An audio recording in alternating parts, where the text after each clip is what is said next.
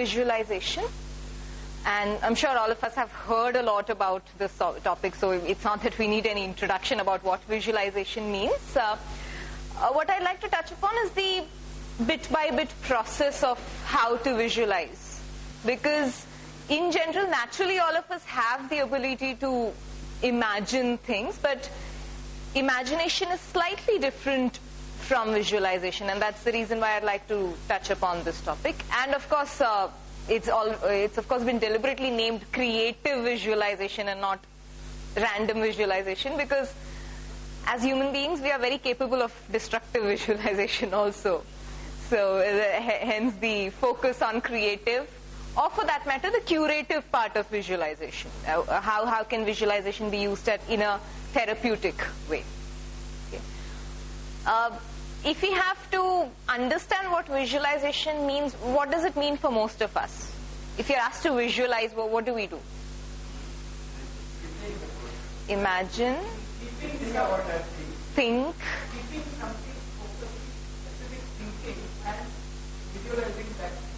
Okay, so you focus on a particular subject topic and then you think about it. Whatever we are thinking, that we have actually in front of our eyes should manifest.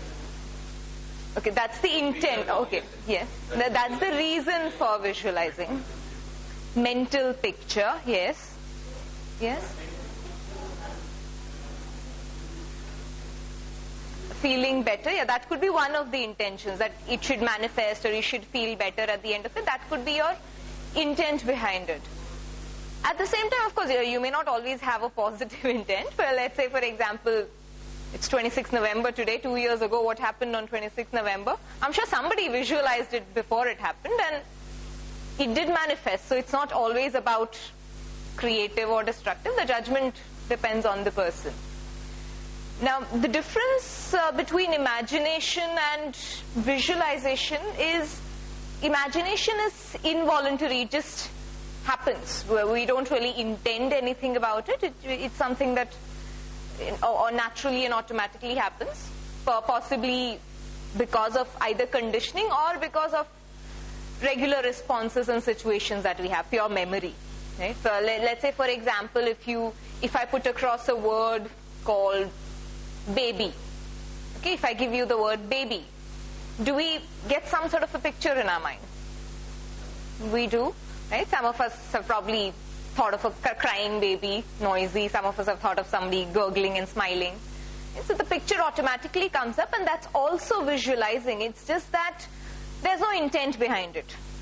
Right? Here, when we thought of a baby, we didn't think of what should happen to the baby, or you should come in contact with a baby, or anything of that sort. It just happened involuntarily. And the reason we need to be aware of the fact that it can happen involuntarily also, in the sense that it can touch upon the imagination aspect of it, is because both are equally powerful. Both have an impact. So if we happen to imagine or involuntarily visualize more and more of things that we don't want, we are still responsible for the result, and that's where responsible creative visualization comes in. Now, do we believe all of us have the capability to visualize? Everybody does. And visualizing has nothing to do with sight or the lack of it. It's about projecting a certain situation, right? So it's nothing to do with whether you see in a certain way or not, or whether you have glasses or not, or whether you're colorblind or not. It's nothing about the power of sight. It's beyond that. It's a mental power. It's not a physical. It's nothing to do with physical senses. Of course, physical senses help us in enhancing the process, but they're not essential at all.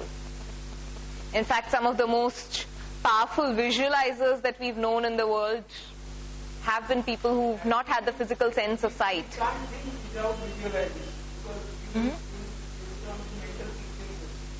We have been trained that way because that's the way we've grown up. But Imagine a person who is born visually impaired.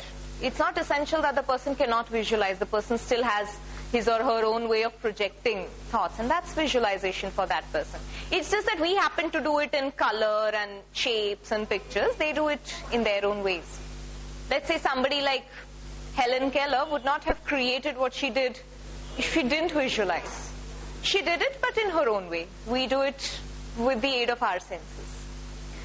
So there are ways and means of doing it. So it's not essential that we need a certain skill to do it. All of us are born with the capability.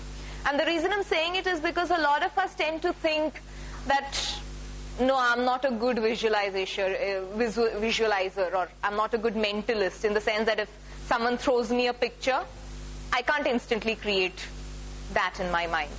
So some of us have that mental block, and that's the reason why I wish to address it and say it's not a capability that you're born or not born with. It's something that you can develop in the course of time. The first thing as far as the process of creative visualization is concerned is, of course, intent behind it. Why do we wish to visualize? Is it a fear that we wish to overcome? Is it a particular outcome that we want to create? And it could be big or small. It could be as small an outcome as saying, okay, no traffic on the way back home. You can visualize for that. Or it could be a large outcome about some big business results or a relationship. It could be any of that. So what is the intent is extremely important, because that's the energy that we put into the visual. Otherwise, we might mentally project nice images, but then the thoughts that we have running parallel to that visual may not really match up. And usually the thoughts tend to carry higher vibrations and higher frequencies than the visual, so you tend to believe in the thought rather than the visual. Right? Let's say you're trying to picture a very nice Christmas vacation somewhere up in the north, and your thoughts are all about how do I manage the budget. Then obviously we aren't visualizing right, because there are conflicting things that we are creating at the moment. So that's where the intent needs to be very clear, and then it also becomes important to align our thought with the visual so that it matches. Otherwise there is an internal conflict and it gets very uncomfortable in the process, and that's where we normally tend to give up and saying this doesn't work for me, or this is not for me, or it sounds very nice in books but it's not practical. The reason that comes up is because there is a conflict that we create. So the first step is, of course, alignment, asking ourselves, why do we want to visualize? What is the end result? Now, there are some cases where we can visualize step by step. We know that this is how we intend to go about achieving this. There are some times where we know that's the end result, but there is no step-by-step process to it. Let's say, for example, you want to visualize a nice, loving relationship with your spouse. Okay, that's a larger end goal, and there are n number of ways and means to get there. So we may not want to restrict ourselves to a particular process, because a lot of it also depends on the response of that particular person. So you can't really have a plan A and a plan B and a plan C in this process. In such cases, please trust yourself and only visualize the end goal and not the process. Because you, at a higher consciousness level, you will know how to create the pathway to that. All you need to visualize is the final outcome of it. How would you feel when you really have that nice, loving relationship with the spouse? So it's important to trust that end goal and know that the path will be created along the process, and the path is created by you. It's just that it's not in your conscious mental awareness. It is at a higher subconscious awareness. So that's as far as the intent part of it is concerned. We will, of course, come back to the intent as we go along. But before that, I'd like to touch upon the very basics of how to visualize. Now, some of us are natural at it. Some of us may want to revisit the process. However, I would suggest that all of us look at evaluating our own process. Are we doing it right? If not, can we modify it accordingly? For starters, if we imagine that we have absolutely no background of serious visualizing, how do we start?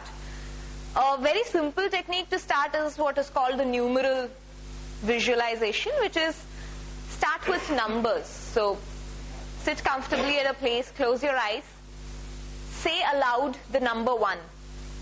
You just close your eyes and say aloud the number 1 and try to